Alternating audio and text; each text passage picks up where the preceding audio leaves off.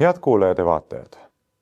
Oma eelmise nädala välis- ja julgeolekupoliitika kommentaaris käsitlesin valitsuse järjekindlaid katseid siduda Eesti, Venemaa ja Ukraina vahelise konfliktiga. Teisisõnu, muuta Eesti selle konflikti vahetuks osapooleks. Kuivõrd tegemist on mitte ainult meie riigi, vaid tegelikult ka rahva seisukohast eksistentsiaalselt olulise teemaga, lubasin sellega seotud probleemide lahkamist jätkata. Ja seda nüüd siis teengi. Möödunud nädalal tehtud erinevatest avaldustest nähtub, et kuigi peajoones jätkub aktiivne sõjasurve, on ilmselt hakatud mõistma äärmuseni üleskruvitud pingega seotud võimalikke siseriiklikke ohte. Ei ole kuigi raske tajuda esmaseid koordineeritud samme õli vette valamiseks. Toimuvad primitiivsed manöövrid üldsuse näiliseks rahustamiseks ja nagu see siiani on järeleproovitult töötavaks osutunud, tehakse seda muuhulgas rollimängu halb võmm, hea võmm kaudu. Kui peaminister Kristen Michal teatas riigimeedia vahendusel ilma igasuguse eelneva siseriikliku diskussioonita, et Eesti on valmis saatma lääneriikide tahtekoalitsiooni raames oma kaitseväe kontingendi Ukrainasse, järgnes sellele hetkeks üldine jahmatus. Asjaolu, et Riigikogu pole kõnealust küsimust arutanudki, rääkimata vastava otsuse langetamisest, näitas järjekordselt, kui illusoorne on Eesti Vabariigis parlamentarism ja austus põhiseaduse vastu. Taaskord tõusis esile aimdus, et meie riigi vahetut julgeolekut mõjutavad olulised kaitseotsused langetatakse tegelikult hämarates tagatubades, tõenäoliselt väljaspool Eestit ja isegi Eestit kaasamata. Sellisel juhul on muidugi täiesti mõistetav, et ei meie laiemas avalikus arutelus ega ka parlamentaarsetes diskussioonides pole kõlanud vastuseid ühelegi neist põhimõttelise tähtsusega küsimustest, mille ma oma eelmise nädala kommentaaris tõstatasin. Alates võimalikest eesmärkidest, millest lähtuvalt Eesti kaitseväe kontingent Ukrainasse saadetaks, lõpetades riskianalüüsidega. Aga kuivõrd mitte mingisugust sisulist ega ka vormilist siseriiklikku arutelu antud teemal toimunud ei olnud, märgiti see nüüd lihtsalt hilinenuks ja asuti tarmukalt probleemi lahendama meedia vahendusel. Kõik see on nii läbinähtavalt ootuspärane. Loomaks illusiooni võimalikult laiapindsest kaasatusest, pakkusid juhtivad meediaplatvormid avaldamisruumi nii erinevatele isehakanud julgeolekuekspertidele, arvamusliidritele ja meediatöötajatele kui ka jutumärkides lihtsatele häältele kodanike seast. Seda kõike loomulikult rõhuasetusega, et nii praktilises kui ka moraalses plaanis on Eesti üksuse Ukrainasse läkitamise puhul tegemist ilmselgelt ainuõige otsusega. Ometi tuleks enne seda vastata mitmetele olulistele küsimustele. Kui see formaalne ring saab läbitud, see tähendab kohustusliku avaliku arutelu lahtrisse linnuka tehtud, on nii-öelda rada vaba ja saab vabalt edasi liikuda. Selline meile etendatav näitemäng üldjoontes ongi. Samas on mitmed maailma tunnustatud julgeolekueksperdid, aga ka Ühendkuningriigi kõrgemad sõjaväelased juba kommenteerinud, et niinimetatud tahtekoalitsiooni juhtriikide rahuvalvemissiooni algatus on poliitiline klounaad, ajendatud Londoni ja Pariisi vajadusest suruda end rahuprotsessi osaliseks. See tähendab olla tulevase rahuleppe garanteerijate ringis, pääseda kas või viimaseski voorus nii-öelda laua taha. Oma varasemates saadetes olen korduvalt refereerinud lääne meedias avaldatud kõrgemate sõjaväelaste ja militaarekspertide seisukohti, et Euroopal pole praegu suutlikkust mingisugustki Venemaad heidutavat väge Ukrainas välja panna. See on baasrealiteet, mida niinimetatud tahtekoalitsioonist vahutades pidevalt ignoreeritakse. Seega võib ühest küljest olla tegemist klassikaliste välispoliitiliste žestide ja pooside võtmisega nii-öelda suurest mängust kõrvale jäetud Euroopa riikide poolt. Teine vaade on aga oluliselt kurjakuulutavam. Nimelt ühendab Saksamaad, Prantsusmaad ja Suurbritanniat mitu näitajat, aga olulisemad on praegu majanduse madalseis ja siseriiklikult kasvanud pinged. Võimu juures oleva seltskonna äärmuslik ebapopulaarsus. Pole saladus, et sarnases olukorras on ju ka Eesti, kus valitsuskoalitsiooni toetus on teatavasti juba pikemat aega vaid circa 20%. Selliste olukordade lahendamiseks on ennegi sõdasid algatatud. Seda enam, et nii esimeses kui ka teises maailmasõjas suudeti Ühendriigid viimasel hetkel siiski pardale meelitada. Vaatamata president Trumpi raskesti prognoositavale käitumisele hellitavad mitmed lääne poliitikud analoogilisi lootusi tänagi. Et kui kontinentaal-Euroopa end ikkagi lootusetult sõtta mässib, siis ühel hetkel USA lihtsalt peab sekkuma. Ja nii etendataksegi ka Eesti meedia vahendusel meile tasakaalustatud ja võimalikult laiapindset diskussiooni. Selle käigus saavad sõna nii kirglikud julgeolekuentusiastid, rafineeritud poliittehnoloogid, võtmepoliitikud kui ka näitliku talupojatarkust esitavad arvamuse avaldajad. Seda etendust vaatamegi nüüd veidi lähemalt. Postimehe arvamustoimetaja Erkki Bahovski tõstatab kõige tähtsama küsimusena, et mida konkreetselt annab Ukraina missioonis osalemine juurde meie julgeolekule. Trafaretne ja sisseharjunud liitlassuhetele viitamine on üldiselt kahtlaseks muutumas. Ka omaaegne kaitseminister Jüri Luik on tunnistanud, et Eesti ei läinud Afganistani mitte demokraatiat viima, nagu meile toona täit veenmisjõudu mängu pannes sisendati, vaid Eesti jaoks oli põhiülesanne olla koos oma liitlastega, toetada neid eeldusel või arusaamal, et kui vaja, toetavad nemad ka meid.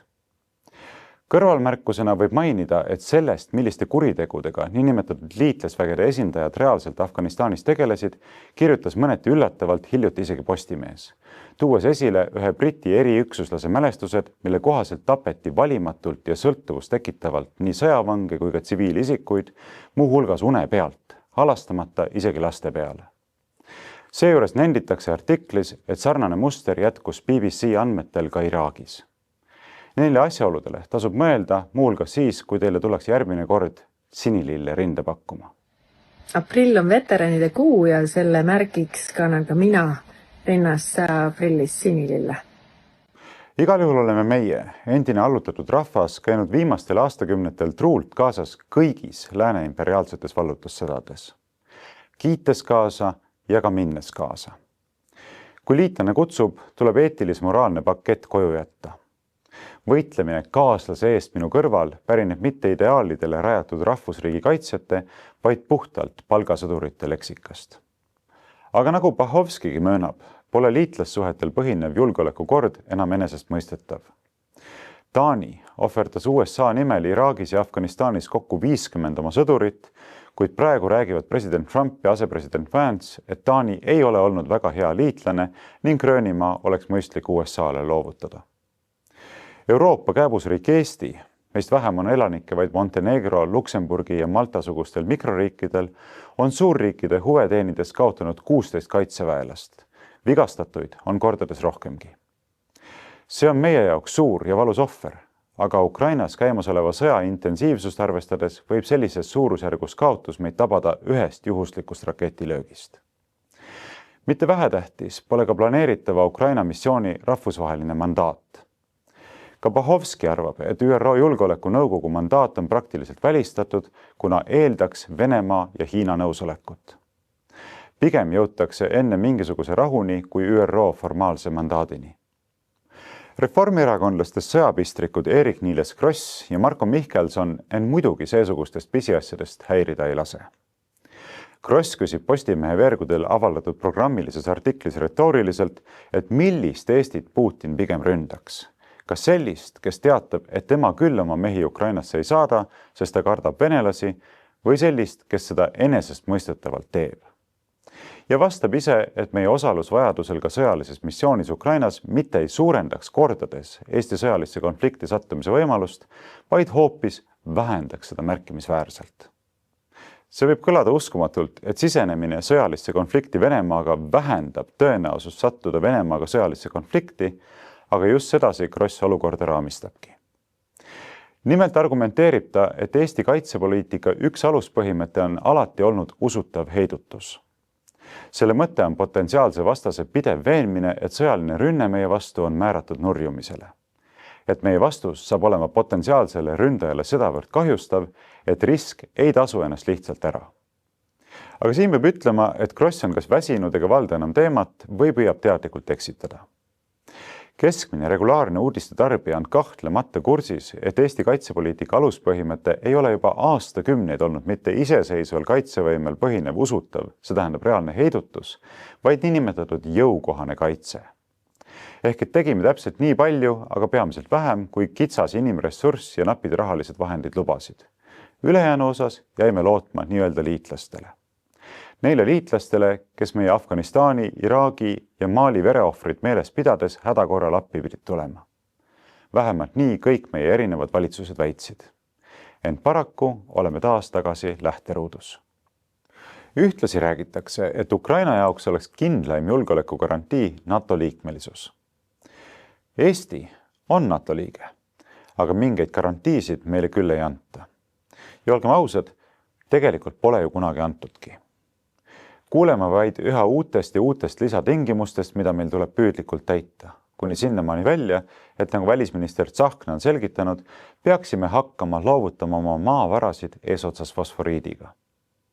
Paraku aga siiski reaalsed garantiid puuduksid. Kross tunnistab, et NATO on aastakümnete vältel üles ehitatud USA juhtimissüsteemide ümber ja kogu Euroopa julgeolek tugineb suurel määral USA füüsilisele kohalolekule, logistikale, sidesüsteemidele, luurevõimetele, juhtimisele, eelpaigutatud varustusele ja relvastusele ning mõistagi ka tuumarelvale. Nüüd tuleb valmistuda selle kohalolu ja toe vähendamiseks ning parimal juhul suudab Euroopa end kokku võtta ja Euroopa kaitseks eraldatud USA võimed järk-järgult omaenda võimetega asendada.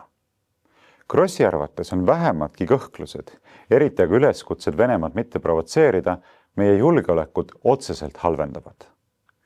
End endise luurejuhina väljareklaamiv isik võiks ju teada, et venelastel on Euroopa kaitsevõimest nii riikide lõikes kui ka blokkide tervikus piisavalt hea arusaamine. Sellele vaatamata näeb ta planeeritavat missiooni Ukrainasse väga suurel määral osana heidutusest. Et sürrealistlik pilt absurdiga lõpetada, lisab ta, et hetkel on olulisem planeerimisprotsess ise kui selle tulemus. Küsigem, kellele see spektaakel reaalselt on suunatud? Kas ikka Venemaale või omaenda populatsioonile? Taas tuttavad žestid ja poosid. Kross leiab, et kui olukord peaks päädima käte ülestõstmisega ja tõdemusega, et me ei saa hakkama, siis suureneb oht mitte ainult Eestile, vaid kogu Euroopale tõepoolest hüppeliselt. Ehk et me peame näitama, et suudame ennast Venemaa ees kehtestada. Kaalul on rohkem kui Eesti. Tsiteerin Krossi. Eesti ei saa lubada selle tasakaalu leidmisel ebaõnnestumist. Kui Euroopa siin ebaõnnestub, on NATO säilimine suure küsimärgi all. Siiski möönab Kross, et lisaks venelaste heidutamisele peame me iga päev veenma ka maailma, et meie ründamisest saab nii alguse suurem sõda ja seetõttu on paratamatu, et meile tuleb appi tulla. Kross selgitab, et kui me eeldame ja peaaegu nõuame, et Euroopa liitlased peavad tulema meile appi, siis peame kõigepealt demonstreerima oma valmidust panustada. Sest miks peaksid inglased, prantslased ja sakslased minema Ukrainasse, aga meie mitte? Kas nende sõdurite elud on vähem väärtuslikud kui meie omad? Siinkohal on näha, et multitalendiks peetav Kross on siiski jõudnud oma absoluutse ebakompetentsuse tasemele. Esmalt peaks ta hoolikalt tutvuma NATO lepingu artikkel 5 sisuga. Olen sellele oma varasemates saadetes viidanud, kuid siinkohal kordan üle, et kõnealuses lõigus on 3 võtmetähtsusega sõna. Nimelt, vajalikuks peetavaid meetmeid. Need sõnad, nagu kõik isegi aru saavad, ei kohusta mitte kedagi mittegi millekski. Sõna meetmeid lubavad, kuid ei kohusta kedagi sõjaliselt sekkuma. Sel lihtsal põhjusel, et vajalikuks peetavad meetmed ei pruugi seisneda vahetus sõjalises sekkumises. Veelgi enam, 5. artikli aktiveerimine pole automaatne, vaid nõuab poliitilist üksmeelt ja see tähendab, et leping ei pruugi praktilises olukorras midagi tagada. Eriti olukorras, kus NATO tugisammas USA on täiesti üheselt väljendanud, et ei kavatse oma vägesid Ukrainasse saata ja probleemide tekkimisel ei näe oma seotust 5. artikli sisuga. Eeldada, veenda või nõuda pole siin midagi. Mõned asjad lihtsalt on, nagu nad on. Ja kriisi reguleerimisest tuleb lähtuda faktidest, reaalsetest asjaoludest, mitte enesesisenduslikest ulmadest. Aga küsimus, miks peaksid Ukrainasse minema inglased, prantslased ja sakslased, aga meie mitte, kuulub paraku juba nii-öelda meditsiiniliste kaasuste kategooriasse. Päris tõsiselt. Tõesti, miks peaksime meie kõrvale jääma, kui paar külapoissi otsustab kuristikku hüpata? Sellisele nahahoidlikkusele pole ju küll mitte mingisugust tervemõistuslikku põhjendust. Aga kui hüppamine on inglaste, prantslaste ja sakslaste kaalutletud otsus, siis tuleb seda eutanaasia aktina aktsepteerida ja kaasa minna. Kui kellelegi tundub selline arutlus loogiline, siis peab ütlema, et tal on loogilise mõtlemisega tõsised probleemid. Ardudes ka ise, et meile appitulekust rääkiva jutu mõte läheb tema esitluse üldise õhina ja bravuuriga konflikti, tunnistab Kross koheselt, et see termin on tegelikult üsna ebaõnnestunud. et see signaliseerib abitust, aga abitud me ju ometi ei ole. Nojah, arusaadav. Kui vaja, surume põlvili ja nagu meil muistsest ajast kombeks, kisume ka tükkideks. Oma positsiooni allajoonides lisab Kross, et väide, nagu me ei saaks enne otsustada, kui me ei tea, milline missioon täpselt on, kuuluvad peitu pugemise kategooriasse. Tuletame siinkohal meelde, et eelmisel nädalal süüdistas peaminister Michal selmet vastata minu poolt talle infotunnis esitatud konkreetsetele küsimustele mind ja ka kolleeg Martin Helmet nahahoidlikkuses. Ja mind veidi hämmastab teie selline nahahoidlik hoiak, et ärme pahanda Venemaad. Vaadake. Siin näeme taas tüüpmustrit. Inimesed, kes vähimalgi määral ei vastuta oma tegude eest ja on oma absoluutses puutumatuses veendunud, lubavad endale mitte ainult mõnitusi ja isiklikke solvanguid, vaid vaatavad vajadusel rahulikult mööda Eesti Vabariigi põhiseadusest ning on neile väljaspoolt antud korralduste puhul valmis tooma ka mis tahes suurusjärgus inimohvreid. Sest nagu peaminister Michal ütles, nemad suudavad sellega elada. Mina suudan sellega elada, et see teid häirib. Meie vaated on erinevad, midagi teha ei ole. Andke andeks. Krossi infosõja lahingupariline, võiks öelda isegi infosõja veteran Marko Mihkelson väljendub Delfi veergudel tunduvalt vähema rafineeritusega. Aga tõsi, see pole tema profiili puhul ka üllatav. Mihkelson teatab nimelt sirgjooneliselt, et kui president Putin peaks esitama rahu ettepaneku, tuleb see otsustavalt tagasi lükata, sest Ukraina konflikti ainus lahendus saab olla sõjaline.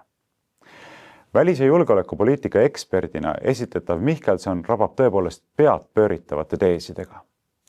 Ta ütleb, et jutt sellest, nagu võiks diplomaatia tuua lahenduse, kehtib ainult siis, kui seis lahinguväljal on andnud eelise ühele või teisele poolele. Sõda mitte lihtsalt ei saa jääda viiki, vaid see ei saa lõppeda õiglase kestva rahuga, kui me ei likvideeri või neutraliseeri sõja juurpõhjust, milleks olevat muidugi mõista Venemaa imperialistlikud ambitsioonid. Niisiis oskame läbi näha 3 aastat väidetavalt läände laieneda püüdvat Venemaad, ei soovi aga näha 30 aastat erinevate sümbolite ja lippude all Lääne-Euroopast itta laienenud USA üliriiki. Kes seda näeb ja sõja juurpõhjusena mainida võtab, see tembeldatakse pikema jututa teadagi kelleks. Venemaa strateegiliste narratiivide vahendajaks. Just sellise argumenteeritud vaatega astus sel nädalal täiesti konteksti väliselt Riigikogus üles teenekas riigipropagandist Peeter Tali. Isegi ilma prillideta silm näeb peidetud agendat ja et kui siis kuidagi resümeerida või kokku tõmmata, et mis on kõige suurem vahe, mis on Dmitri Peskovil ja Varro Vooglaiul. Kahtlemata see, et Varro Vooglaid räägib eesti keeles, aga mitte sellest ei tahtnud ma rääkida.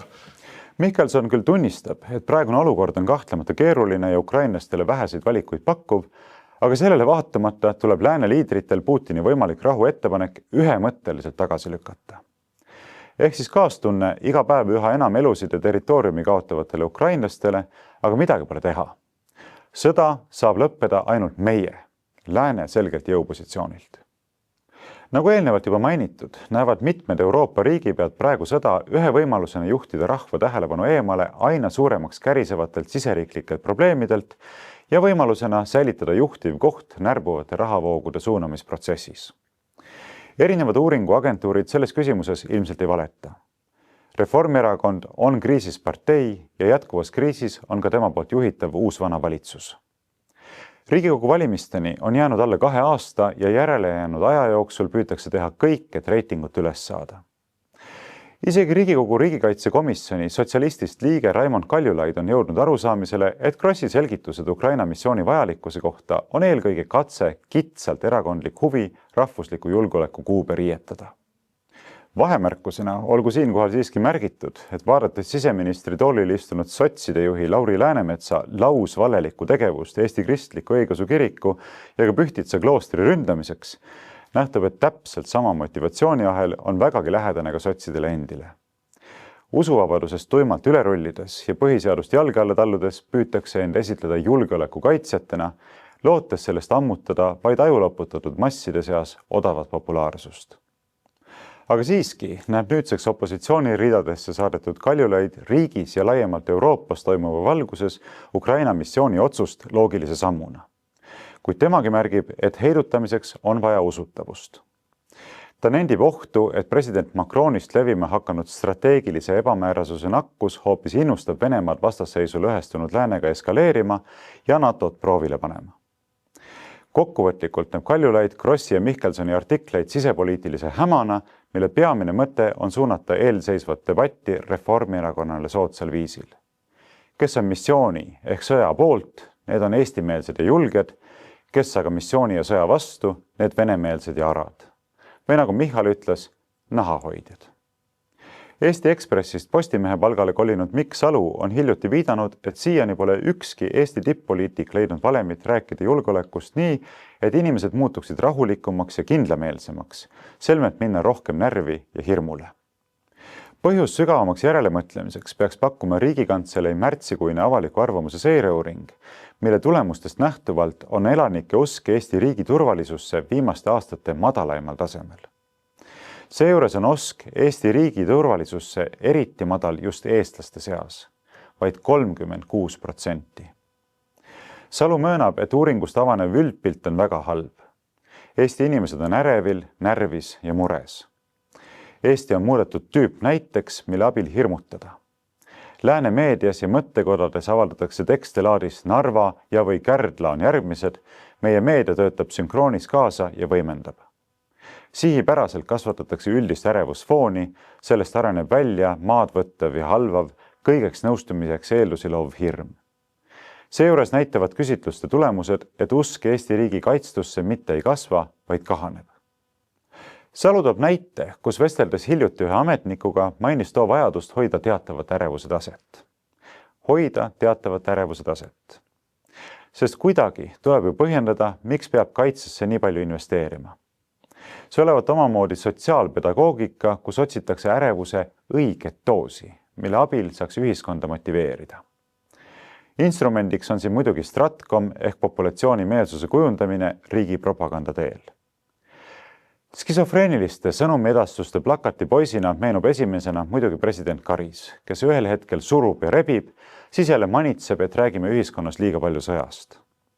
Kuivõrd tegemist ei ole kindlasti ebaintelligentse inimesega, võib siingi kahtlustada mentaalset murdumist või enese andmist sihilikult segadust külvava Stratcomi instrumendiks. Aga kui on ikkagi nii, et Riigikantselei poolt tellitud uuringu järgi usub ainult 36% eestlasi Eesti riigi turvalisusse, siis on doseerimisega ilmselt midagi põhjalikult nihu läinud. Veelgi enam, küsimusele, kas tunnete, et kuulute Eesti ühiskonda, on täiesti nõus vastajate osakaal eestlaste seas 2,5 aastaga langenud 79% pealt 51% peale. Kes tähele ei pannud, kordan, selline langus on toimunud eestlaste seas. Sellise dramaatilise kukkumise ulatus peaks panema tõsiselt mõtlema iga vähegi mõtlemisvõimelise inimese. Kui aga rääkida veel Eesti poliitilises ladvikus levivast skisofreeniast, siis hiljuti andis Riigikogu esimene aseesimees Toomas Kivimägi teada, et sõjahirmu levitamine tähendab ei rohkemat ega vähemat kui osalemist Venemaa hübriidsõjas. Esimese mõttena kangastus mul selle peale küsimus, kas sel teemal ei tuleks tal esmalt rääkida omaenda fraktsiooni koosolekul oma parteikaaslastega. Manitsedes, et sõjaohu teemat ei tohiks Eestis teadlikult üles kütta, hoiatas Kivimägi ometi, et Venemaa on oma hübriidsõda Euroopas, sealhulgas Eestis laiendanud ja intensiivistanud. Kivimägi teab, et juba aastaid on olnud Venemaa hübriidsõja osaks sõjaga hirmutamine. Seda teades on ta üllatunud, kuidas mitmed poliitikud, aga ka meedia on asunud sama eesmärki teenima.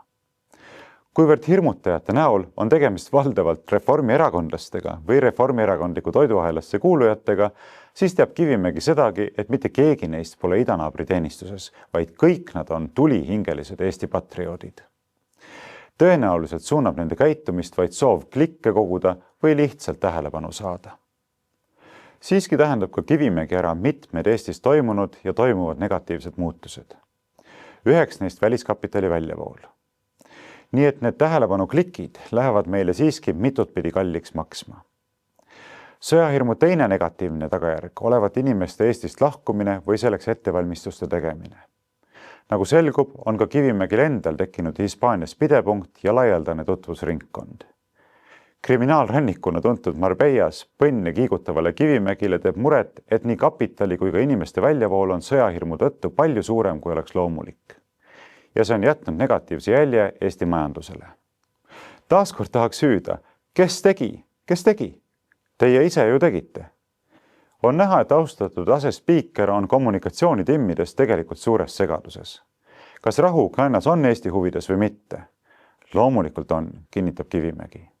Ent ometi tekitavad sarnased sõnavõtud teiste inimeste poolt temas kõhklusi. Sest kelle huvides teised seda räägivad? Et poliitilised oponendid võiks midagi olulist rääkida otse ja lihtsalt Eesti huvides, Kivimägi suguste ametijuhendisse ega maailma käsitlusse ilmselt ei mahu. Niinimetatud Euroopa päeval tõi Eesti ema koonportreele Anu Saagimile julgustavaid, lohutavaid ja faktitäpseid sõnumeid Välisministeeriumi kantsler Jonatan Vseviov. Tsiteerin valitud mõtteid. Euroopa Liit on ju rahuprojekt, nii et ärgem muremõtteid mõlgutagem. Täna on vesi ahjus hoopis Putinil. Ta jätkab küll pommitamist, aga see on ka kõik, mida ta veel suudab teha. Tema ümber ei ole enam maailma riike ega rahvaid. Võib kahtlustada, et vaadates 9. mail Moskvas Punasel väljakul toimunud paraadi ülekannet, tabas eelnevalt Välisluureameti memo lugenud kantslerit mingit sorti kollaps. Kui talle viidati, et küsitluste andmetel on 60% eestlastest valmis võimaluse korral Eestist lahkuma ja küsiti, et kas see on seotud sõjahirmuga, vastas Vseviov, tsiteerin. Ma ei tea täpselt statistikat, aga kui vaadata neid, kes nii arvavad, siis enamik neist koliks ikkagi mujale Euroopasse. Ja juba see võimalus on meil olemas tänu Euroopale. Ja Euroopa päev, Anu ja kõik vaatajad, täna on meie vabaduse päev. Kuidas Euroopa Liit on mõjutanud sinu elu ja karjääri? Ta on teinud selle turvalisemaks ja stabiilsemaks ja mitte ainult minu jaoks, vaid tegelikult kõigi jaoks. Mitte ainult Eestis, vaid kogu Euroopas. Aga just täna kuulasin raadiot ja seal esitati sellised faktid, et 60% eestlastest on mõelnud selle peale, et Eestist võib-olla ära kolida igaks juhuks. See oli minu jaoks päris hämmastav ikkagi, sest minu tutvusringkonnast ma tean ikkagi inimesi, kes ei läheks ära mitte mingi hinna eest. Kas on hirm või mis asi see on? Mida me kardame? No võib aimata, mida kardetakse ja võib-olla osalt on see hirm, aga teisest küljest on ta ka ju vabadus. Ma ei tea, mis ütleb statistika, aga valdav enamus neist inimestest, kes seda ütlevad, kindlasti mõtlevad, et nad kolivad kuhugi mujale Euroopasse. Seegi võimalus on meil tänu Euroopa vabadusele ja loomulikult kuhugi mujale meil minna tegelikult ju ei ole. See ongi meie Euroopa, see ongi meie Eesti ja siin me seisame, siin me endid kaitseme. Intervjuu kokkuvõttes esitleti Vseviovi meelitavalt kui ühte Eesti tuntuimat ja mõjukaimat julgeoleku ja välispoliitika kujundajat, kes on kindlalt seisnud demokraatia ja reeglitel põhineva maailmakorra eest. Taaskord ei saa jääda märkamata, et aina enam on lääne juhtpoliitikud, olulisemad riigiametnikud ja meedia hakanud rääkima mitte rahvusvahelisest õigusest, vaid just reeglite põhisest maailmakorrast. Ilmselt olete kuulnud Vene kuritegeliku eliidi ülemkihist, mida nimetatakse seaduslikeks varasteks. Seda gruppi iseloomustab ja seob range kriminaaltraditsioonide koodeks, samuti erakordne salastatuse ja vandenõu tase. Niinimetatud varaste koodeks koosneb kokkuleppelistest ja rangelt järgitavatest reeglitest, mille kohta öeldakse varga argoos ponjatje. Teisisõnu ei juhindu seaduslikud vargad oma tegevuses mitte siseriiklikest või riikide ülestest seadustest, rahvusvahelisest õigusest, vaid omavahel kokkulepitud reeglitest. See on valitud kurjategijate reeglitepõhine elu ja maailmakorraldus. Eeltooduga ei taha ma väita, et paljud meie juhtpoliitikud või avaliku teenistuse tipud oleksid tingimata seotud kuritegeliku maailmaga. Aga kui vaadelda teatud isikute tegevusmustreid ja seda saatvat ning õigustavat retoorikat, siis paratamatult tekib tõsiseid küsimusi. Muuhulgas küsimus sellest, kuidas üleüldse kuritegeliku maailma piiritleda. Kusjuures mida aeg edasi, seda rohkem neid küsimusi koguneb, sest Eestit otseselt või potentsiaalselt kahjustavad käitumised ei lakka, vaid muudkui kuhjuvad. Alates Rail Balticust, niinimetatud rohepöördest ja maksupoliitikast, lõpetades kogu välis- ja julgeolekupoliitikaga. Kokkuvõtlikult öeldes räägib tänase kommentaari temaatika meile taaskord sellest, et elame hiiglasliku mastaabiga infomanipulatsioonide tingimustes. Manipulatsioonid avaliku arvamusega on muutunud sedavõrd üldiseks, valdavaks ja tavaliseks, et enamik inimesi paraku ei suuda neid märgatagi. Just sedasi, nagu ei märgata õhku, mida hingatakse. Ometi taas toodetakse nende manipulatsioonidega päevast päeva populatsiooni üksmeelt viisil, mis otseselt ohustab meie rahva ja riigi eksistentsi, sest manipulatsioonide taustaks on sootuks muud huvid ja eesmärgid kui meie rahva ja riigi heaolu. Kuidas jõuda nii kaugele, et inimesed ärkaksid uimast ja suudaksid hakata nende igapäevaseks töötlemiseks kasutatud valedest ja pettustest läbi nägema? Seda on raske öelda, sest probleem on sügavalt juurdunud, seondudes muuhulgas aina süveneva iseseisva loogilise mõtlemise ja ka süvenemisvõime piiratusega. Kindlasti oleks aga vajalik tõetaotlusest lähtuva hääle tunduvalt jõulisemat kõlama panemist avaliku arvamuse väljal. Aga isegi siis, kui me ei suuda selles osas teha väga palju või isegi piisavalt, tuleb püüda teha seda, mis on võimalik. Oma panuse saab selleks anda igaüks. Just sellepärast ma koos oma väikese meeskonnaga välispoliitika kommentaare teengi. Sõltumata sellest, et elukutselised valetajad ja eksitajad panevad seda väga pahaks ning et nende käsutuses olevale hiiglaslikule propagandamasinale on ainuüksi meeletu mastaabi erinevuse tõttu pea lootusetu vastu seista. Head sõbrad, nautige tänast päeva, nautige seda vabadust ja tundke ennast hästi. Kas me oleme vabad? Kas me oleme vabad? Kas me oleme vabad? Tänaseks aga tänan teid kuulamast ja vaatamast ning kaasa mõtlemast. Kui peate vajalikuks ja võimalikuks minu välispoliitika projektile omalt poolt kaasa aidata, et saaksin jätkuvalt kaasata sisulist ja tehnilist tuge, siis selleks tarvilikku info leiate nagu ikka minu kodulehelt aadressiga varrovooglaid.ee. Soovin teile rahulikku nädalavahetust, kohtumiseni taas tuleval nädalal.